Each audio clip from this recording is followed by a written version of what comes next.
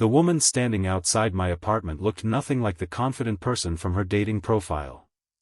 Her hair was damp from the rain, one hand tightly gripping the strap of her purse, and her eyes kept darting toward the dark street behind her.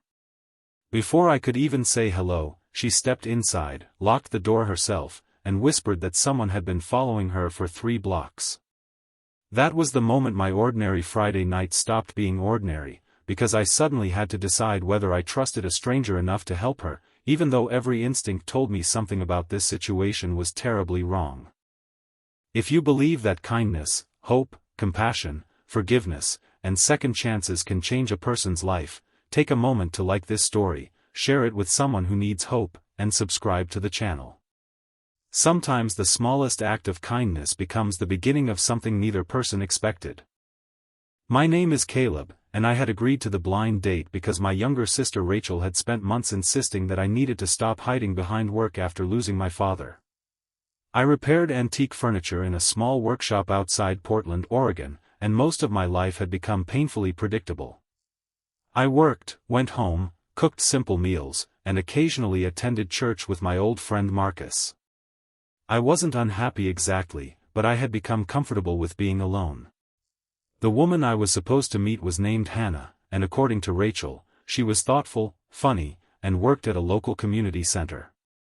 Yet when she arrived at my door that night, none of those details seemed important. What mattered was the fear in her eyes. I didn't ask her to explain everything immediately. I gave her a towel, made some tea, and checked the street through the window without opening the curtains. A silver sedan sat across the road with its headlights off. Hannah noticed it too, and her hands began trembling. She explained that she had noticed the same car near the community center earlier that afternoon, then again outside a grocery store, and finally behind her when she started walking toward my apartment. She had tried calling her older brother, Nathan, but his phone was switched off. She didn't know who was following her, and she was terrified that calling the police would somehow make things worse. Instead of panicking, I called the non-emergency police line and explained exactly what we knew without making accusations. An officer named Grace arrived soon afterward and spoke privately with Hannah. The sedan had already disappeared, but Grace took the report seriously and encouraged Hannah to stay somewhere safe until they understood what was happening. As the rain grew heavier outside, Hannah finally told me why she had been so frightened. At the community center, she had recently helped organize a fundraiser for families struggling with housing costs. Someone had apparently mistaken her for another employee who handled confidential paperwork, and she believed the attention might have been connected to that misunderstanding.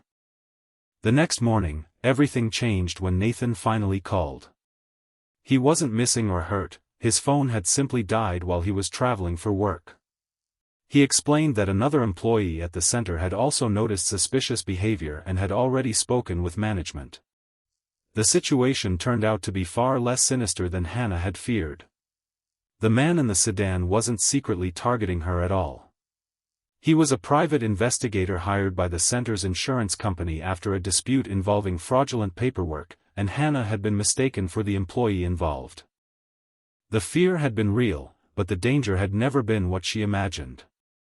When Grace returned later that day to explain what they had discovered, Hannah sat quietly at my kitchen table with tears in her eyes.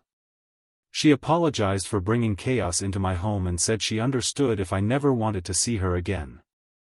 I surprised both of us by telling her that being frightened didn't make her weak, and needing help didn't make her a burden.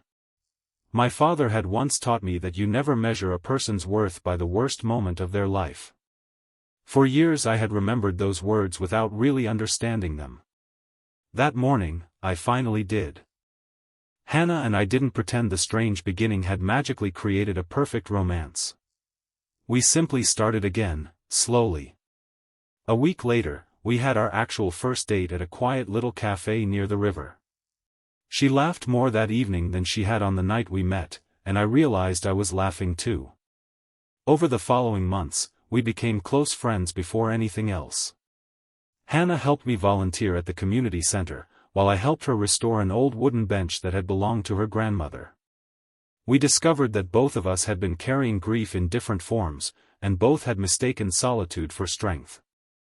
1 year later, on another rainy Friday evening, Hannah stood outside my apartment door holding 2 cups of coffee. She smiled and reminded me that our first meeting had started with fear, confusion, and a locked door. But this time she wasn't asking to come inside because she was afraid. She was simply there because she wanted to spend the evening with someone who had once opened a door for a frightened stranger and, without realizing it, opened a door in his own heart too. If this story touched your heart, please support the video with a like, share it with someone who believes that kindness still matters, and subscribe so more stories like this can reach people who need them. And before you leave, tell me in the comments, would you have opened the door and helped Hannah if you were in Caleb's place? Sometimes we never know how one small act of compassion might change 2 lives forever. Because Caleb thought he was opening his apartment door for a blind date. In reality, he was opening it for a second chance at connection, trust, and love, and sometimes, the most unexpected beginnings are the ones that remind us we were never meant to walk through life alone.